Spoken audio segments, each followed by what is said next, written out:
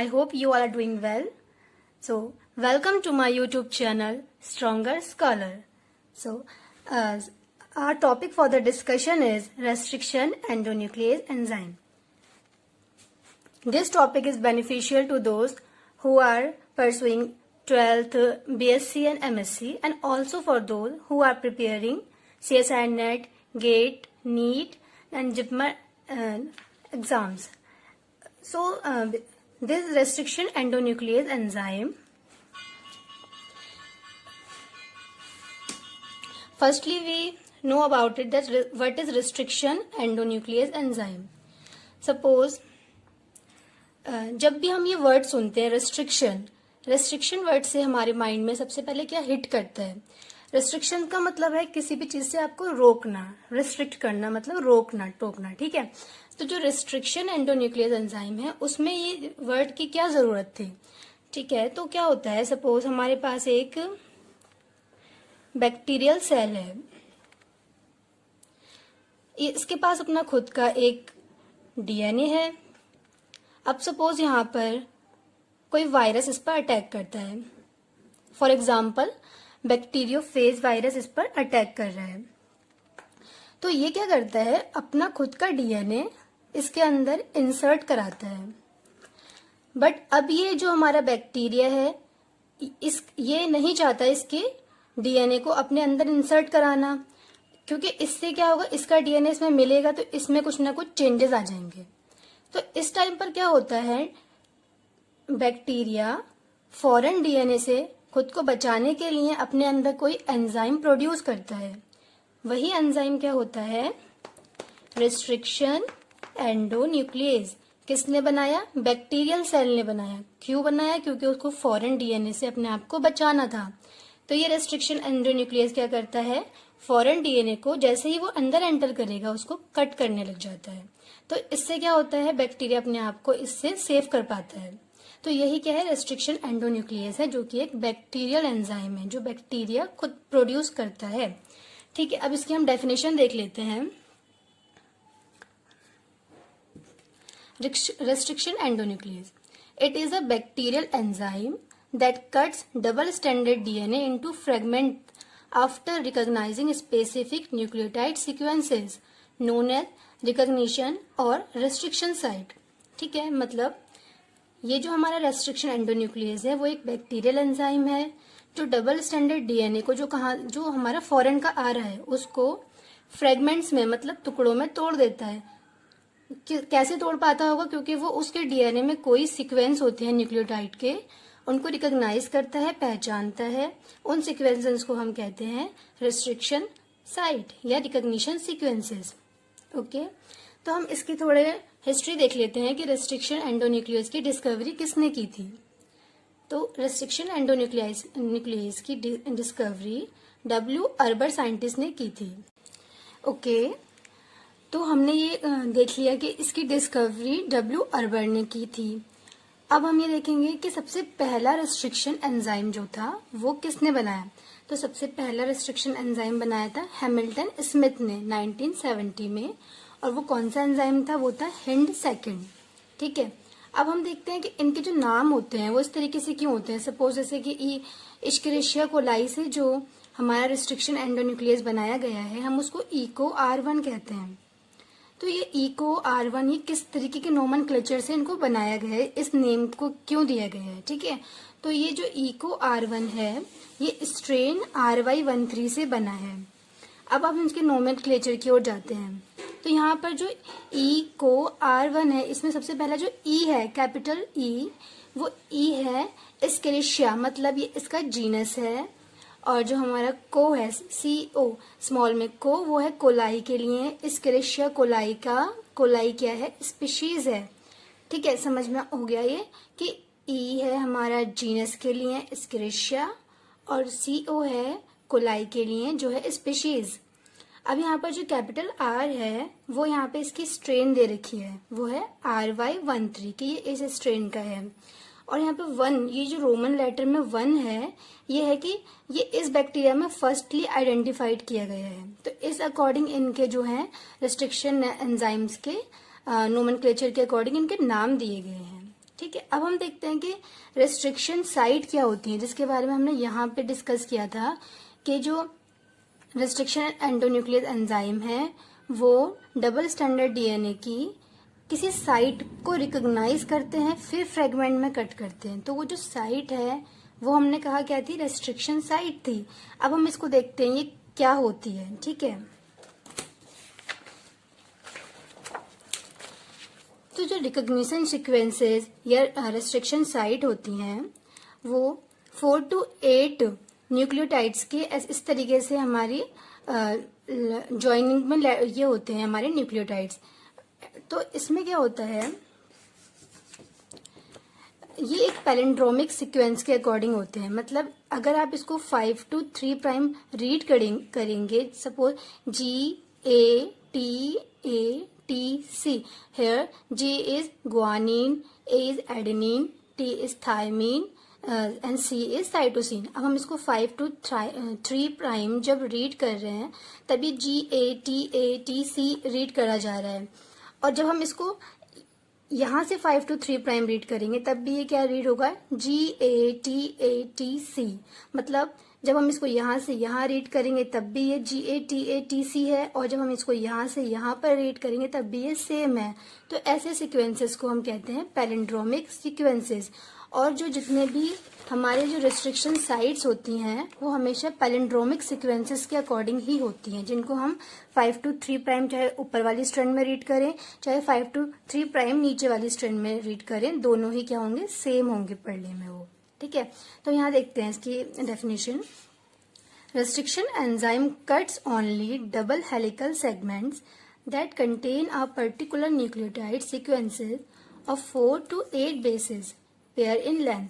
मतलब जो restriction enzyme है वो डबल हेलिकल सेगमेंट के उन्हीं पर्टिकुलर न्यूक्लियोटाइड को कट करता है जो 4 से 8 बेस पेयर की लेंथ में होते हैं, और इन्हीं साइट को हम के जनरली रेस्ट्रिक्शन साइट कहते हैं। और ये साइट किस फॉर्म में होती है, हमने अभी बताया, वो पैलिंड्रोमिक सीक्वेंसेस की फॉर्म में होती हैं। पैलिंड्रोमिक का मतलब हमने क्लियर किया है कि वो 5 to 3 पढ़ने में और नीचे वाली 5 to 3 पढ़ने में सिमिलर रीड किया जाएगा, GATATC, तो ये भी सेम होगा, GATATC। ओके, तो अब हम देखते हैं कि जब भी कोई रिस्ट्रिक्शन एंजाइम किसी न्यूक्लियोटाइड्स के सीक्वेंस को कट करता है, सपोज इसने यहाँ से कट किया या इसने यहाँ से कट किया, तो जब वो कट करता है तो वो किस तरीके के एंड प्रोड्यूस करता है। मतलब जब कट करने के बाद जो उसके एंड बचेंगे वो किस फॉर्म में होते हैं, तो वो 2 तरीके के हो सकते हैं। ठीक है, पहला हमारा हो सकता है कि वो ब्लंट एंड प्रोड्यूस करें। ब्लंट मतलब होता है यहाँ पे सपाट, मतलब सीधे। ब्लंट एंड मतलब क्या हुआ यहाँ पे, the cleavage point occur exactly on the axis of symmetry, मतलब वो उसी सिमेट्री में कट करेगा। जैसे कि अब यहाँ पर देखेंगे हम, ये हमारा सीक्वेंस था जिसका क्लीवेज साइड यहाँ बीच में दे रखा है, और इसको क्लीव करने के लिए कौन सा एंजाइम आ रहा है, वो है EcoR5।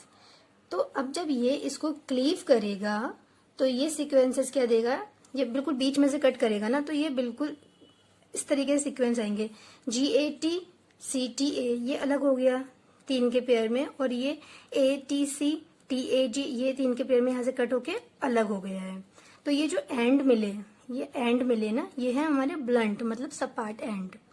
दूसरा है हमारा ओवरहैंगिंग एंड। ओवरहैंगिंग एंड्स, इनको हम स्टिकी एंड्स भी कहते हैं, कोहेसिव एंड्स भी कहते हैं, और स्टैगर्ड कट भी कहते हैं। इसमें क्या होता है, the cleavage point do not fall on the symmetry axis, मतलब इनकी जो कटिंग पॉइंट है उसके अकॉर्डिंग जो ब्लंट मिलेंगे वो सिमेट्री में नहीं होंगे, उनकी कटिंग अलग तरीके की होगी, जिससे क्या होगा, ओवरहैंगिंग एंड्स मिलेंगे।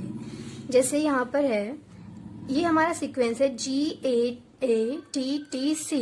इसमें जो हमारा कटिंग पॉइंट है क्लीवेज साइड वो है यहाँ पर G के ऊपर, यहाँ पर ये है। तो जब EcoR1, यहाँ पर एंजाइम है EcoR1, इसको जब कट करेगा तो क्या होगा, यहाँ से देखो G पे कट किया तो ये वाला पूरा पोर्शन अलग हो गया होगा, मतलब ये अलग हो गया है। तो क्या बचा होगा, G बचा होगा, और नीचे का यहाँ का G चला गया है तो यहाँ पे A तक बचा होगा। तो ये वाला हमें मिला पहली चीज। और दूसरा क्या पोर्शन बचा होगा, वो इतना हिस्सा बचा होगा, जो अब यहाँ से एक हिस्सा ये कट हो गया और एक पार्ट इसका ये बचा है। तो अब हम इसको देखेंगे कि हमने इनका नाम ओवरहैंगिंग रख दिया है, क्योंकि ये जो है ना ये हैंगिंग ओवर हैंगिंग है, मतलब वो स्टिकी एंड्स हैं। और इसमें जो ये स्टिकी एंड जो है ये 5 प्राइम की ओर है और ये वाला भी 5 प्राइम है। मतलब ये जो स्टैगर्ड एंड कट होते हैं ये 2 तरीके के होते हैं। एक में क्या हो सकता है कि वो 5 प्राइम ओवर हैंग होकर जो 5 प्राइम वाला पोर्शन है वो हैंगिंग पोजीशन में रह जाए, और दूसरा क्या हो सकती है हमारी कंडीशन के जो हमारे ये ओवर हैंगिंग स्ट्रैंड है वो 3 प्राइम हो सकते हैं। तो हम उनको 5 प्राइम वालों को और 3 प्राइम वालों को देखेंगे। 5 prime overhangs and 3 prime overhangs. Suppose ये हमारा एक सीक्वेंस दे रखा है GATTC। इसको हम यहाँ से भी रीड करेंगे तब भी सेम ही होगा, GAATTC। इनका हमारा ये है हमारा इनकी क्लीवेज साइड, ये यहाँ से कट होंगे। यहाँ पर एंजाइम है EcoR1, इसने इसको रिकॉग्नाइज किया होगा इन साइड को कट करने के लिए। तो जब ये कट होने के बाद हमारे स्टैगर्ड कट आए तो इनमें हमने देखा कि जो ये हिस्सा जो ओवर हैंगिंग में है वो 5 प्राइम वाला है।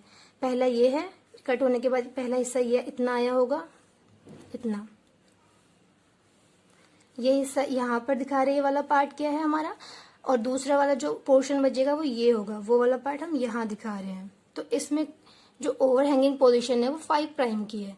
अब नीचे वाला देखते हैं, उसमें क्या है हमारा सीक्वेंस है CTGCAG। इसमें हमारी क्लीवेज साइट है यहाँ G के पास। अब इसको हमारा एंडोन्यूक्लियस एंजाइम जब रिकॉग्नाइज करेगा तो जब ये कट होगा एक हमारा ये देगा इतना पार्ट, ये वाला पार्ट हमने यहाँ शो किया है, बाकी रिमेनिंग पार्ट हमारा ये है। तो इसमें क्या है जो ओवर हैंगिंग है, मतलब ओवर हैंग पार्ट है वो क्या है 3 प्राइम वाला है, ये है ना 3 प्राइम। तो ये 2 तरीके के हैं हमारे जो हमारे स्टैगर्ड कट होते हैं वो 2 मतलब फॉर्म में बन सकते हैं। एक हो सकता है 5 प्राइम ओवरहैंग और एक हो सकता है 3 प्राइम ओवरहैंग। ठीक है, तो हमने आज बस नॉर्मल इतना ही देखा है कि restriction endonuclease enzyme bacterial enzyme है जो कि एक बैक्टीरिया प्रोड्यूस करता है। क्यों करता है? क्योंकि उसको फॉरेन डीएनए से अपने आप डीएनए को बचाना है। ठीक है, अब वो रिस्ट्रिक्शन एंजाइम कैसे काम कर सकता है? वो क्या करता होगा, जो फॉरेन डीएनए है, फॉरेन डीएनए के जो न्यूक्लियोटाइड सीक्वेंस जिनसे वो जुड़कर बना है, उन न्यूक्लियोटाइड के 4 से 8 बेस पेयर के सीक्वेंस को वो रिकॉग्नाइज करेगा पहले, और जिन सीक्वेंस को रिकॉग्नाइज कर रहा है उनका हमने नाम लिखा है यहाँ पे रिकॉग्निशन साइट या रिस्ट्रिक्शन साइट। अब उसमें क्या करते हैं हम, उन रिस्ट्रिक्शन साइट को हम कहते हैं कि वो पैलेंड्रोमिक होती हैं। पैलेंड्रोमिक मतलब हमने बताया था कि उनको अगर आप ऐसे 5 to 3 प्राइम रीड करो या यहाँ से 5 to 3 प्राइम रीड करो, वो रीडिंग में सेम सीक्वेंसेस होंगे। उनको वो रिकॉग्नाइज करके कट करता है। अब वो कट हमने बताया कि कितने टाइप के हो सकते हैं, वो कट हो सकते हैं 2 टाइप के। पहला कट किस टाइप था, ब्लंट एंड। ब्लंट एंड में क्या था, वो अपनी एक्सिस सिमेट्री में कट कर रहा था, जिससे क्या हो रहा था, इक्वल पोर्शन के हमारे एंड्स मिल रहे थे। दूसरा क्या था हमारा, स्टैगर्ड कट। स्टैगर्ड में हमने क्या देखा था, स्टैगर्ड वाले में जो एंड थे वो ओवर हैंगिंग थे। ओवर हैंगिंग मतलब एक एक्सिस में नहीं थे, और हमने कहा कि वो एंड भी ओवर हैंगिंग जो थे वो 2 टाइप के थे। या तो ओवर हैंग कौन सा पोर्शन कर रहा हो, या तो 5 प्राइम ओवर हैंग हो या फिर 3 प्राइम ओवर हैंग हो। ओके, तो आज हमने यही डिस्कस किया है। फर्दर जो रिकॉम्बिनेंट डीएनए टेक्नोलॉजी में एंजाइम यूज होते हैं उसके हम आगे वीडियोस अपलोड करेंगे। So stay tuned guys, thank you.